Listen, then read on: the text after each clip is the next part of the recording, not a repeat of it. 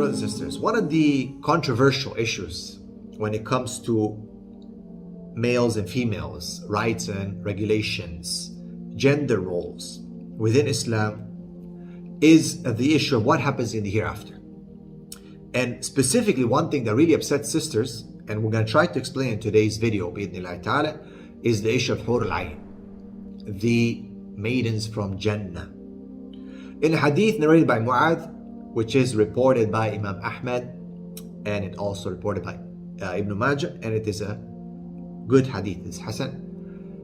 It says, every time a woman hurts or annoys her husband in this life, a huriya, wife from Jannah, will say, do not hurt him, may Allah curse you, he is but an outsider in your house and will soon leave you for us. I understand the wording is tough. This is the best translation here, Allah knows best. But it is tough. Now, it's not about, oh, why is she cursing, this and that. Because annoying your husband is a big sin and a big mistake. Now, I know you can say, but my husband is this and is that and is bad and blah, blah, blah. Remember, the standard of what is a good man is the Sahaba. Were the Sahabas perfect? Radiallahu anhum wa radwan. They were not perfect, but they were good. They had issues, family issues. Men were annoyed, women were annoyed. They had divorce, they had problems. Because sometimes the sisters, when they say, okay, I'll believe this hadith, or I will apply this hadith, or I will submit to my husband when he's going to be like this and like this and like this, give you 100 things that they want him to be like, which are impossible. No, the concept of, for example, fairness and justice, when we talk about polygyny, right? A lot of women will say, well, I'll never accept this because he cannot be fair and just. But see, the definitions of these terms of what the hadith say are done by the Sunnah of the Prophet ﷺ and the Seerah and the Sahaba and so on. All right, we have to understand that those are the ones who define these terms. So we cannot put our own definitions. That's why Islam is called submission. The faster we submit and understand and accept these things, the faster we can live, I would argue, better lives. Till then, we're going to always have it in the back of the mind, why this? Why this hadith says this? I don't believe it's authentic. Then you start denying slowly, many things, including sometimes ayat from the Quran. And sadly, people can be led astray. So let us understand this issue of Hoor al-Ayn. And what is it? Why do men get it? Do women get it? What did the scholars say? Who are they? Who are they not? And what is the importance? First and foremost, what we understand here is the psychology of the man. Allah subhanahu wa ta'ala demarcates here the psychology of the man and the woman. The man is more open about his sexuality, about his desire, his attraction towards the opposite gender, while the female is a bit more withdrawn. Now, of course, 21st century could be the opposite. SubhanAllah, things have changed. Fitra is corrupted in many women and many men. All right? But naturally, when we look at the Quran, the way Allah subhanahu wa ta'ala addresses things, men are a bit more foregoing with regards to their desires, their sexuality. Women, doesn't mean they don't have it inside of them. They do, but they're not so forthcoming. They're not so talkative about these things. All right, that's the first thing that we learn. Second thing that we want to learn is that the situation of believing women in paradise, in Jannah, is better than the situation of Hoor al-Ayn, okay? She will be higher in status and more beautiful. You have to understand that.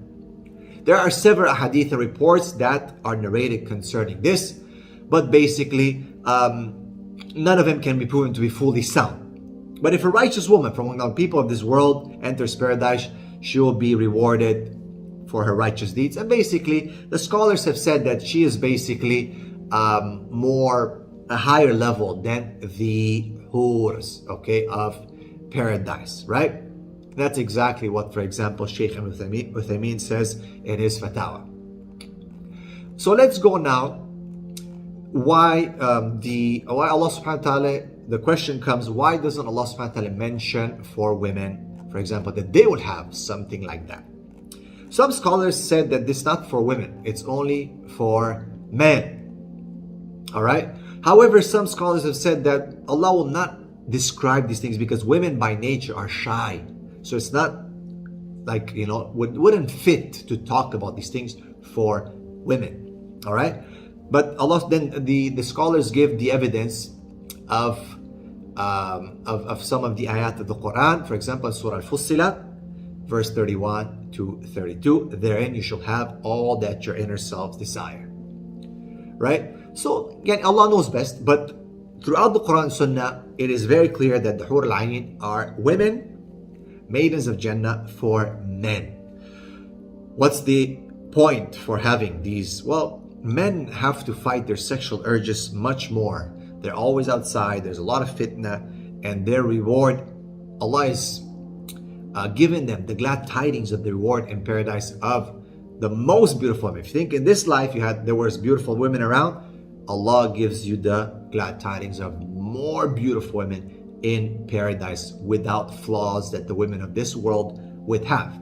Also, a man might have had a very hard time with his wife and the women of this world, and Allah subhanahu wa ta'ala is rewarding him in the day of judgment in paradise with a woman who's not going to cause him trouble.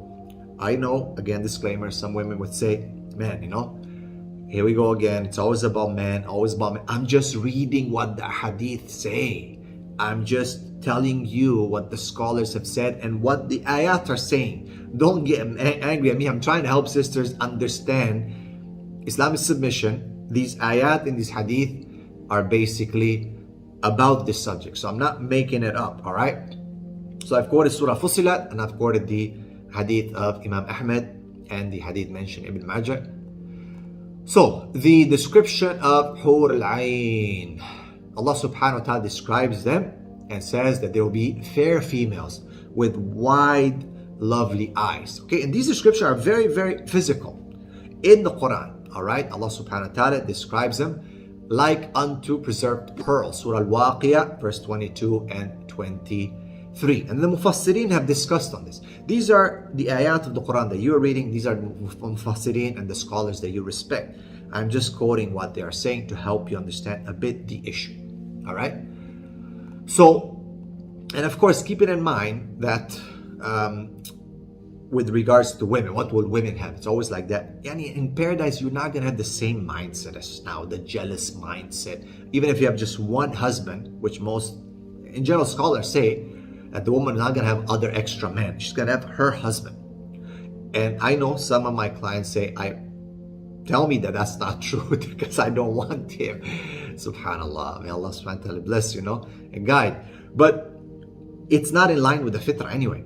Right? Women don't have more than one husband in this world. And in this life, men have more than one woman in halal. So then Allah subhanahu wa ta'ala gives them in paradise. Well, bottom line is your heart will be satisfied, sister. So you don't have to worry. But we're just trying to understand so that the doubts don't creep into your heart and your mind in this dunya, which can cause problems of faith, iman. So, As-Sa'di, rahimahullah, says, and these will have wide, lovely eyes. Al-Hawra is a woman whose eyes are lined with kuhl, beautiful and bright. Al-Ayn refers to the beautiful and huge eyes. Okay, and the females, the eyes of the females are, they say, one of the most beautiful signs. They're like preserved pearls. They're pure, shining, covered, protected from people's eyes, okay, from the wind and the sun. These are some of the commentary. In Tafsir of Sa'di, page 991. Allah subhanahu wa ta'ala then says, Rahman, verse 58, in beauty, they're like rubies and coral. Beautiful, right? Beautiful women. Again, the description is very, very detailed, right? Why? For men to be stimulated to look forward to that, to stop them from doing haram in this world, because you have something to look forward, inshallah, in the hereafter. Ibn Zayd said that they are like rubies and coral. They're pure, and pearls and coral, they're pure in purity. Al-Tabari says that verily we've created them of a special creation and made them virgins, loving for their husbands only of equal age. Surah Al-Waqiyah, verse 35 to 37. Ibn Kathir said, with the word uruban is, according to what Sa'id ibn Jubair said, that, quoting from Ibn Abbas, that it means they're loving towards their husband. They're loving towards their husband and their husbands love them. Equal age, atraban, some of the scholars said from Ibn Abbas, that means of the same age, 33 years. As-Sa'di again said that atraban means that they are equal in temperament and they do not resent or envy one another like the women or co-wives of this life. Subhanallah. Ibn Kathir says from Al-Hafid Ibn Hajar that Mujahid says concerning them that they love their husbands and they are of equal age. And in Fathul Bari, Allah subhanahu wa ta'ala says in Ar-Rahman verse 70 that they have khayratun hisan, good and beautiful. Ibn al-Qayyim says they are described as fair and beautiful. The word khayrat is derived from the word khayara, which refers to women who combine all the good qualities outwardly and inwardly, physically and inside. Okay, so their goodness, attitude, everything, beauty, and so on. And Allah subhanahu wa ta'ala describes them as pure. So Al-Baqarah verse 2 to 5, at the end they shall have azwajun mutahhara, okay, purified female wives, and they'll abide therein forever. Hum fiha khalidun. Ibn al-Qayyim says that they're pure, they'll not have any stool, any of these annoyances from this world, and pure from menses, urine, stool, and also from features which may exist of women in this world, such as they're pure from envy, annoyance of their husbands, meanness, they're mean and wishing for the husbands other than them. Subhanallah. Allah describes them as refraining from looking at anyone else other than their husbands, and so on. So there's a lot. Ibn al-Qayyim talks a lot about this. May Allah subhanahu wa ta'ala tells, bless them. And they talked about, for example, every man who enters in paradise will basically, it describes they'll be purified and so on. And each man will have 2 wives from the Hoor line. Each man will have 2 wives. And this is narrated from Bukhari and Muslim. Okay, authentic, muttafaqun alayh.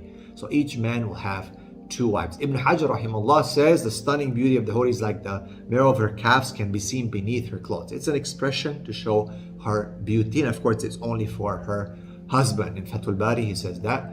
Anas radiallahu anhu says the Prophet ﷺ said, if a woman from among the people of paradise were to look out over the earth, she would illuminate everything with what's in between them and would fill everything that is in between them with fragrance, and her scarf on her head is better than this world and everything in it. If she were to show her face, it would shine between the heaven and the earth. How beautiful is the light of her face, and how beautiful is the scent that is filling the space between heaven and the earth. Al-Hadith. Right? So there are a lot of descriptions when it comes to the Hoor line. Bottom line is, psychologically speaking, it's an encouragement for men to understand. A lot of men suffer from a lot of fitna. Now again, women would say, yeah, but they should just lower their gaze, they should do this, they should do that. Yes, but remember, when the Prophet ﷺ said these ahadith, when the scholars said these ahadith, keep in mind that they're better than you and I. And they never said, well, they should never talk about this. They talked about this. The scholars have talked about this. Ibn Hajar al-Asqalani talks about this. Imam al-Nawawi talks about this. Ibn al-Qayyim talks about this. So many of the scholars talk about this. Shaykh Ibn Uthaymeen talks about this. Many of the scholars who are better than you and I have talked about it. Why? Because this is wahi. This is revelation. This is not something to be ashamed of, dear sisters and brothers. All right?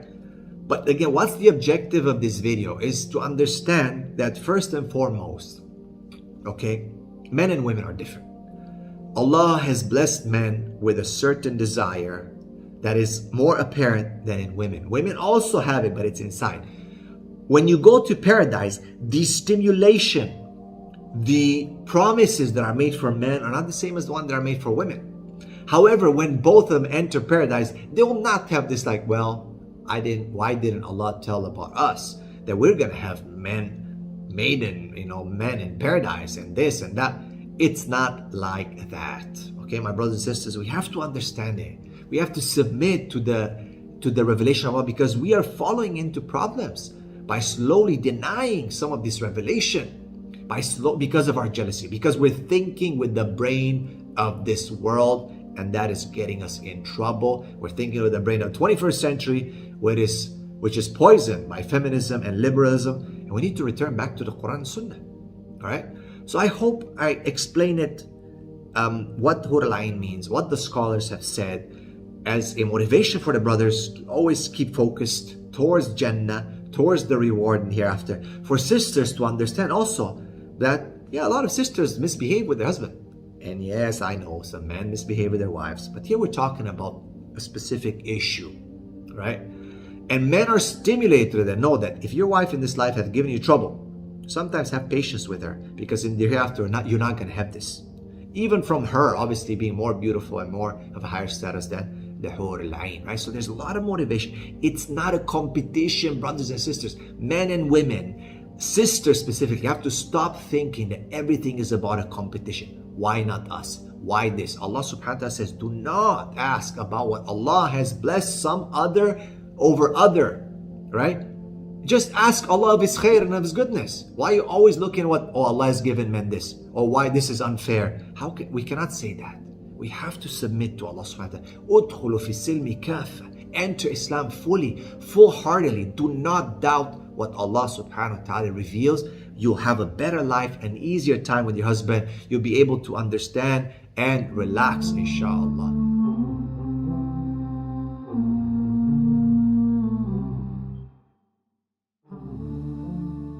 Are you tired of all these annoying ads on YouTube? Are you worried that a haram video might pop up? Well, the One Islam TV app is here to solve these problems, inshallah. The One Islam TV app is 100% free of any ads and is safe to browse for your peace of mind. Watch or listen to lectures and lessons while you work, rest, or drive with your device switched off. Watch videos on demand or download videos and watch offline. Watch hundreds of high-quality produced Islamic reminders, Quran learning videos, stories of the prophets, and so much more. 2 to 4 new videos uploaded daily, inshallah. One Islam TV is 100% run and owned by Muslims, which means a small amount you pay for your subscription is a SADAQAH JARIYAH, continuous charity for you, as we use the funds raised to continue producing more beneficial videos and reminders, inshallah. The One Islam TV app is now available on Apple devices, Apple TV, Android devices, Android TV, Amazon Fire TV, and Roku, so you can watch on most devices and smart TVs. Download now for a free 7-day trial. May Allah reward you for supporting our work.